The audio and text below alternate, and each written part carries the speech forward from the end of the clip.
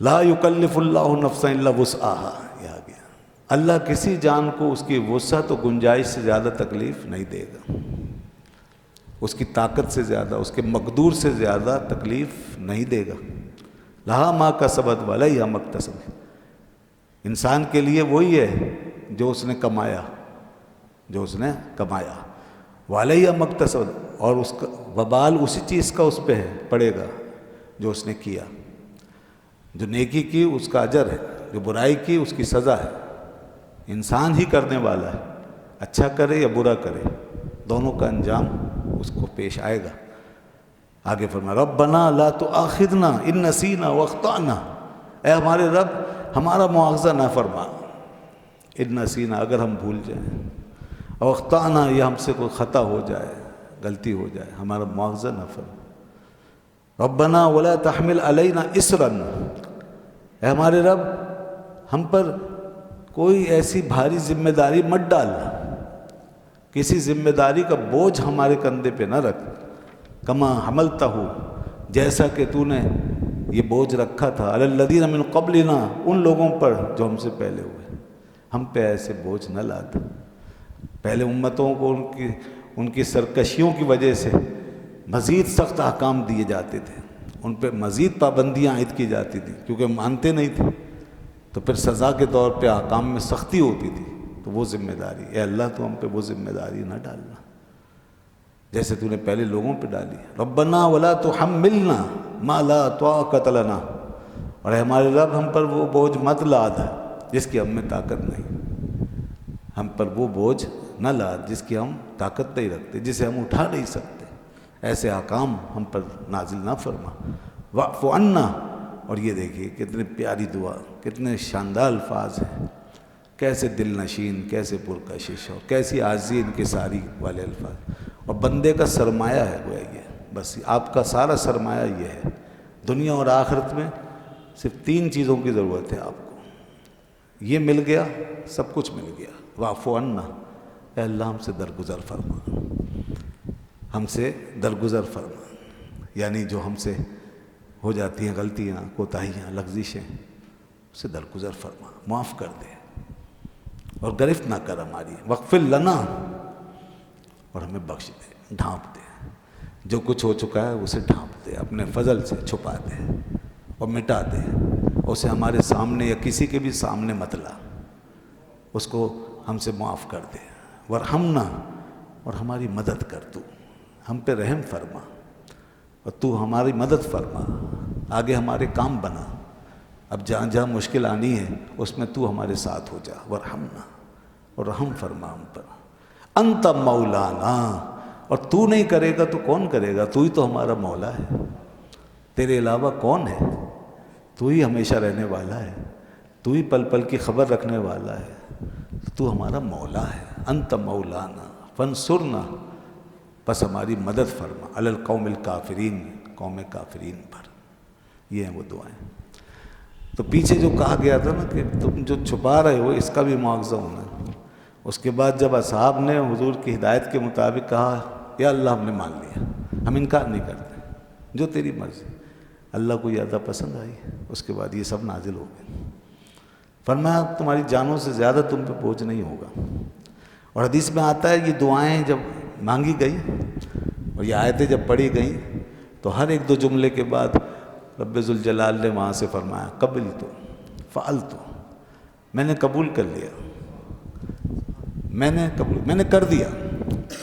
جاؤ میں نے کر دیا، جو کچھ یہ مانگتے رہے اللہ نے فرمایا میں نے کر دیا، یہ کرم ہو گیا۔ لیکن او تخفو ہو، جو کچھ تم چھپاؤ گے اس میں سے کچھ چیزوں کا محاسبہ ہوگا، اب بھی ہوگا، سب کچھ معاف نہیں ہے، کچھ چیزیں ایسی ہیں کہ جس کا اختیار ہے آدمی کو، وہ چیزیں تو نکال دیں جس کا اختیار نہیں ہے۔ کن چیزوں کا اختیار نہیں ہے؟ انسان کے ذہن میں خیالات آتے ہیں، وہ الٹی سیدھی باتیں آتی ہیں، وسوسے آتے ہیں اور اور جاتے ہیں، یہ ہیں وہ چیزیں، اس کا اختیار ہی نہیں۔ اچھا بعض حضرات بہت پریشان ہوتے ہیں ان خیالات کی وجہ سے، بعض حضرات بہت پریشان ہوتے ہیں اور وہ بیچارے نماز روزے کے نہیں رہتے، پھر وہ اتنے پریشان ہو جاتے ہیں کہ نمازوں میں بھی اور تلاوت کے وقت اور کہیں حرم شریف کی حاضری میں عین اس وقت جب انسان چاہتا ہے کہ میں بس اب یہاں اپنے رب ہی کو سامنے رکھوں اور اپنی توجہ کا قبلہ بھی اس کو بنا لوں، تو لوگ پریشان ہوتے ہیں، وسوسے آنے لگتے ہیں، خیالات آنے لگتے ہیں، ذہن جو ہے وہ مرکوز ہی نہیں ہوتا، کنسنٹریشن حاصل نہیں ہوتی، تو بڑے پریشان ہوتے ہیں۔ بعض حضرات سمجھتے ہیں کہ شاید ہمارا معاملہ بہت خراب ہو گیا اور ہمیں عبادت چھوڑ دینی چاہیے، اب یہی شیطان کا مقصد ہے کہ ان کو کسی طریقے سے یہاں سے بھگا دو۔ تو یہ سمجھ لیں یہ مسئلہ بہت اہم ہے، خیالات کے آنے کی وجہ سے کبھی آپ ایسا فیصلہ نہ کریں اور اس سے زیادہ پریشان نہ ہوں۔ اس کا ایک بہت شاندار قسم کا پازیٹیو پہلو ہے، پہلے میں وہ پازیٹیو پہلو بیان کر دیتا ہوں تاکہ آپ لوگوں کا حوصلہ بڑھے، کسی کے ساتھ اگر ایسا ہے تو۔ چند بعض اصحاب جو تھے نا رسول اللہ صلی اللہ علیہ وسلم، ان کو بھی اس طرح کے خیالات آتے تھے، عجیب عجیب وسوسے اور خیالات ان کے ذہن میں آتے ہیں، وہ بہت پریشان ہو گئے اور انہوں نے یہاں تک کہا یا رسول اللہ ایسی باتیں آتی ہیں ذہن میں کہ ہم اس کا اظہار کرنے کے مقابلے میں آگ میں جل کر کوئلہ ہو جانا پسند کریں، لیکن وہ زبان پہ نہیں لائیں گے۔ اتنی بری باتیں، ایسی باتیں ذہن میں آتی ہیں بعض دفعہ، تو عقیدے کے بارے میں، ایمانیات کے بارے میں، تو ہم جل کر کوئلہ ہو جانا پسند کریں گے مگر زبان پہ لانا پسند نہیں کریں گے۔ تو حضور نے فرمایا کیا واقعی تمہارے ساتھ ایسا ہوتا ہے؟ کہا جی یا رسول اللہ ایسا ہی ہوتا ہے۔ فرمایا ذالک من الایمان، اے میرے اصحاب یہ تو ایمان کی علامت ہے، یہ تو ایمان کی نشانی ہے، اس کا مطلب ہے تمہارے اندر ایمان بسا ہوا ہے، ایمان ہے، ایمان جہاں ہوتا ہے وہیں تو دیکھیں نا شیطان وہیں تو پہنچنا چاہتا ہے، جہاں شہد ہوتا ہے مکھی وہیں تو حملہ کرتی ہے، تو ایمان ہے اندر، اس لیے یہ باتیں ہوتی ہیں، اس کی ایک وجہ یہ ہے، اس لیے انسان کو مایوس نہیں ہونا چاہیے۔ اور وہ حضرت علی رضی اللہ عنہ کی بات تو میں کئی دفعہ سنا چکا ہوں کہ آپ نے فرمایا ہماری اور یہودیوں کی نماز میں وسوسے کا فرق ہے، ہماری نماز میں وسوسہ ہوتا ہے، ان کی نماز میں وسوسہ نہیں ہوتا، کیونکہ ان کی نماز بیکار ہے نا، ایمان ہی نہیں ہے، وہ تو کفر اندر رکھ کے نماز پڑھ رہے ہیں، جو کچھ بھی کرے بیکار ہے، سب قبول ہی نہیں ہونا، تو شیطان کو اس کی فکر بھی نہیں۔ ہماری نماز جو ہے چونکہ وہ حق کی نماز ہے، صراط مستقیم، تو اس لیے ہماری نماز کو شیطان خراب کرے گا اور وسوسے ڈالے گا، کیونکہ اس نے کہا تھا لَأَقْعُدَنَّ لَهُمْ صِرَاطَكَ الْمُسْتَقِيمَ، اے اللہ میں تیرے سیدھے راستے پہ بیٹھوں گا، اس لیے وہ ہمارے اس راستے پہ ضرور آتا ہے۔ تو یہ وسوسوں سے پریشان نہ ہوں، آنے دیں، چلے جائیں گے، اور لاحول پڑھیں اور اعوذ باللہ من الشیطان الرجیم پڑھیں اور دعا مانگیں اللہ سے، ایک وقت آئے گا دور ہو جائیں گے، ہاں پھر بھی اگر چلتے رہیں کوئی بات نہیں، پریشان نہ ہوں بالکل، اللہ سے دعا مانگیں رب اعوذ بک من ہمزات الشیاطین واعوذ بک رب ان یحضرون، یہ دعا بہت کام کی ہے، یہ مجھ سے چاہیں تو لکھوا لیجیے گا، رب اعوذ بک من ہمزات الشیاطین واعوذ بک رب ان یحضرون، قرآن میں یہ آپ ضرور یاد کر لیں، یہ پڑھنا شروع کر دیں، جب بھی دعا مانگیں یہ دعا ضرور مانگیں، انشاءاللہ یہ وسوسے نکل جائیں گے۔ لیکن بہرحال ان کے آنے سے پریشان، یہ معاف ہے، اللہ نے فرما دیا آگے کہ اللہ تعالیٰ کسی جان کو اس کی طاقت سے زیادہ بوجھ نہیں دیتا، تو اس لیے معاف ہے۔ تو انسان کے ذہن میں یہ خیالات آتے آتے، مثال کے طور پر 4 لیول ہیں جن پہ معافی ملتی ہے، 5ویں لیول پہ نہیں ملتی۔ 4 لیول کیا ہیں؟ حاجز، حاجز وہ لیول ہے بالکل ابتدائی ہے کہ خیال آیا، کبھی زندگی میں کوئی خیال آیا اور نکل گیا۔ دوسرا لیول ہے خاطر، خاطر میں اٹک جاتی ایک چیز، کچھ بار بار ریپیٹ ہو جاتی ہے، ایک دفعہ آیا پھر دوبارہ آ گیا، پھر کبھی آ گیا، اس طرح، مگر ٹھہرا نہیں، اور وہ اس طرح ایسے جھونکے کی طرح، ہوا کے جھونکے کی طرح آیا گیا، یہ خاطر کہلاتا ہے، یہ بھی معاف ہے۔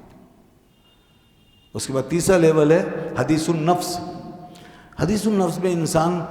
تھوڑا سا ذہنی طور پر الجھ جاتا ہے، اب وہ جا نہیں رہا، ذہن کو بھی الجھا رہا ہے، ساتھ میں آپ کے خیال کو بھی الجھا رہا ہے، وسوسہ ہے مگر آپ کے خیال کو الجھا رہا ہے، آپ کا ذہن خواہ اس طرف لگ جاتا ہے، خواہ بس اس طرف سوچنے لگتا ہے۔ یہ حدیث النفس کہلاتا ہے۔ اس میں بھی آپ کو اختیار نہیں ہے، یہ بھی معاف ہے۔ چوتھا لیول ہے، اس کو کہتے ہیں ہم، ہے دو چشمیے اور ہا اور میم، ہم۔ اردو میں ہم وہ ہے جو ہم کہتے ہیں آپس میں، یہ ہمن ارادے کو کہتے ہیں، اس کے معنی ارادہ۔ یہ چوتھا لیول ہے۔ اس میں انسان جو ہے وہ جیسے کچھ کرنے کا ارادہ کر لیتا ہے، مثال کے طور پر کوئی برائی وغیرہ کا ارادہ کر لیتا ہے، سوچتا ہے میں یہ کام کر لوں، کوئی بھی، جیسے کوئی بڑے سے بڑا کوئی خطرناک کام بھی ہو، کسی کو قتل کر دینا، مار دینے کا ارادہ کر لیا اسے، میں کہا میں اسے مار دوں گا، لیکن فیصلہ نہیں کیا، جو ارادہ کیا۔ ہاں، تو جیسے کچھ کرنے کا اگر انسان نے ارادہ بھی کر لیا ہے، اور ارادہ ہی ہے، اس کا مطلب ہے کہ غالب اس کا رجحان یہ ہے کہ میں کروں گا، لیکن کچھ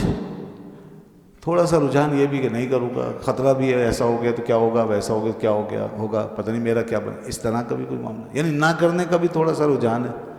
اگرچہ 75% 90% کرنے کا ہی رجحان ہے، لیکن کچھ فیصد ایسا ہے کہ نہیں کرنا، تو یہ اس کو ہم کہتے ہیں، یہ بھی معاف ہے، یہ بھی معاف ہے۔ آپ اندازہ کر رہے ہیں، اللہ نے یہ بھی چھوڑ دیا ہے اس آیت کے آگے جو فرمایا، کیونکہ اس میں بھی انسان کو مجبور مان لیا ایک طریقے سے، مجبور کی طرح ہے۔